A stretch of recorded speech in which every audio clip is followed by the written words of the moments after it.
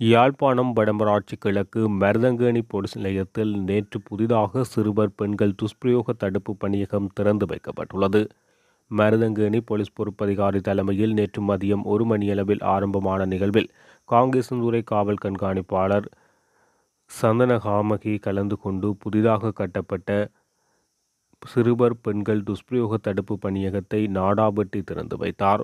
இந்த நிகழ்வில் அச்சுவேலி, தெல்லிப்பளை, பல்வெட்டித்துறை, இளவாலை, நெல்லியடி போலீஸ் பொறுப்பதிகாரிகள், வடமராட்சி கிழக்கு கடற்தொழிலாளர் கூட்டுறவு சங்கங்களின் சமாச தலைவர் தங்கரூபன், போலீஸ் பாதுகாப்பு குழுவினர், வடமராட்சி கிழக்கு பிரதேச செயலாளர், கிராம சேவர்கள், பொதுமக்கள் சிலரும் கலந்து கொண்டனர்.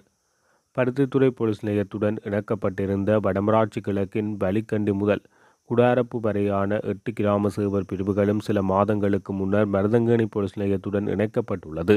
எனினும் இக்கிராம சேவர் பிரிவுகள் வழமை போன்று பருத்தித்துறை நீதிமன்றத்துடன் இணைக்கப்பட்டு கிளிநொச்சி போலீஸ் அத்தியகச்சர் பிரிவிலிருந்து மாற்றப்பட்டு தற்போது பருத்தித்துறை உதவி போலீஸ் அத்தியகச்சர் பிரிவுடன் இணைக்கப்பட்டுள்ளது.